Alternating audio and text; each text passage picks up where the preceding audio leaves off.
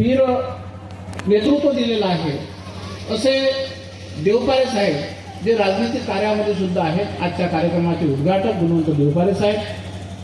त्याचप्रमाणे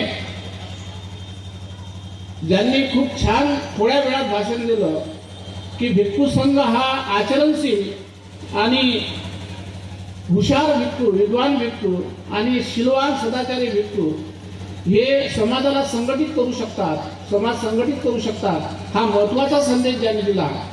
आणि भिक्खू संघाचे जे आधारस्तंभ आहेत, दानदाते आहेत, माननीय प्राध्यापक रवींद्र मुंदळे सर, त्याचप्रमाणे आजच्या कार्यक्रमाच्या स्वागत अध्यक्षा मुनताई, त्याचप्रमाणे शिरसाट सर ॲडव्होकेट, मागे ज्या मुळेताई, प्राध्यापक मुळेताई आणि समस्त बौद्ध उपासक उपासिका. आपल्याला भंतेजींना टाईम द्यायचा आहे, तरी पण आजचा विषय खूप महत्त्वाचा आहे. बौद्धांची एकजुटता व महाबोधी महाविहार मुक्त कधी होईल. खरं म्हणजे बौद्धांची एकजुटता करायची असेल तर ते फक्त बौद्ध धर्माला समजल्यानेच होऊ शकते. बाबासाहेब आंबेडकरांनी 1937 मध्ये निवडणुकीच्या वेळेला तुम्ही धर्मांतर करत नाही म्हणून त्यांनी तिकिटा कापल्या होत्या. म्हणजे बाबासाहेबांचा एवढा आस्थेचा धर्म, म्हणजे आस्थेचा विषय होता बौद्ध धर्म, की 1956 मध्ये जेव्हा आपल्या इथले नागपूरमध्ये धर्मांतर झालं त्यावेळेला नेत्यांनी म्हटलं की पुढे बाबासाहेब निवडणूक आहे, बाबासाहेब पुढे निवडणूक आहे, त्यामुळे तुम्ही बौद्ध धर्म घेऊ नका. तेव्हा बाबासाहेब आंबेडकरांनी नेत्यांना म्हटलं, नेत्या लोकांना म्हटलं की माझ्यासाठी धर्म हा विषय महत्वाचा आहे. कोणता धर्म? बौद्ध धर्म. आणि मग बौद्ध धर्म जर विषय महत्वाचा आहे तर तुम्ही राजनीती करा, मला काही तुमचं घेणं देणं नाही. तुम्ही धर्म घेत नसाल तरी चालेल, पण माझा परिवार आणि मी बौद्ध धर्म घेईनच. आता बाबासाहेब आंबेडकरांनी बौद्ध धर्मच का दिला याचं प्रत्यक्ष उदाहरण असं की आपण जर बाहेरच्या बौद्ध देशाचा विचार केला, जे संघटित राज्य आहे, म्हणजे आपल्या भारताशेजारचा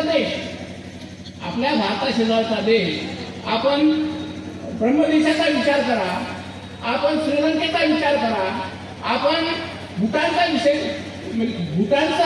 जो आहे त्याचा विचार करा, जपानचा विचार करा. हे महाराष्ट्र एवढा देश आणि काठमांडू हिंदू राष्ट्र घोषित झालं होतं, पण तिथल्या लोकांनी मानलं बौद्ध राष्ट्र पाहिजे आणि ते बौद्ध राष्ट्र झालं.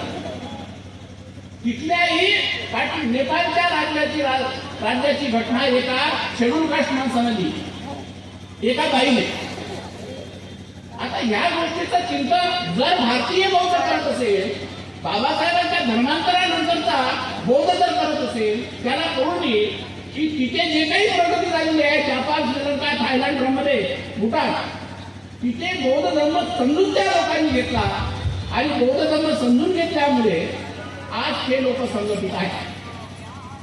आज आम्हाला 70 वर्ष झाली आणि या 70 वर्षांनी आम्ही बाबासाहेबांना अपेक्षित बौद्ध धर्मच समजून घेतला नाही आणि त्यामुळे आमची एकजुटता नाही. त्यासाठी आम्हाला बौद्ध धर्म समजून घ्यावं लागेल. मग बौद्ध धर्म आम्ही कशाने समजून घेऊ? बाबासाहेब आंबेडकरांनी जे बुद्ध आणि त्याचा धर्मग्रंथ लिहिलेला आहे त्यालाच आमच्या बौद्धांना समजून घ्यायचा आहे. किमान भारतभरातल्या लोकांना. आपण बाहेरच्या बौद्धांना हा आग्रह करू शकत नाही, कारण ते 2500 वर्षापूर्वीचे बौद्ध आहेत. प्रश्न असा आहे की आपले बौद्ध एकदा धड आणि भारावर चिंध्या. प्रत्येक मनुष्य हा स्वतंत्र स्वतःला भिक्खू समजतो, भिक्खूपेक्षा ज्ञानी समजतो. हा जर तुमच्यात गैरसमज असेल तर तुम्ही बाबासाहेबांना समजू शकले नाही. बाबासाहेबांच्या अपेक्षेचा भिक्खू कोण?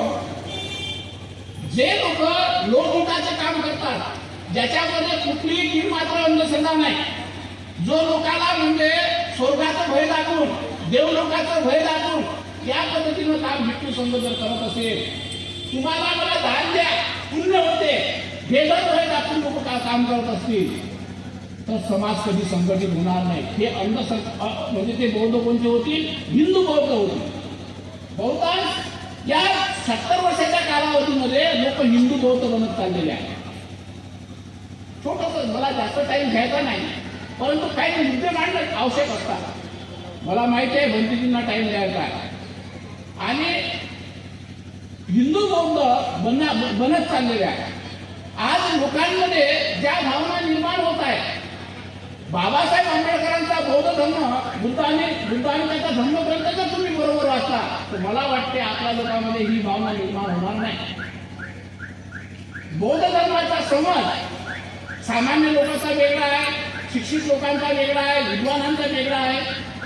आज आपल्याला सर्वात महत्वाची गोष्ट म्हणजे तुम्ही बौद्ध राष्ट्राचा जर विषय ध्यानात घेतला ना तर तिथे निवडणुकाच्या वेळेला जे निवडणुका होतात त्यावेळेला ग्रामपंचायतच्या निवडणुका असतील, जिल्हा परिषदच्या निवडणुका असतील, खासदारकीच्या असतील, आमदारकीच्या असतील, तिथं कोणी निवडणूक लढायला तयार नसते.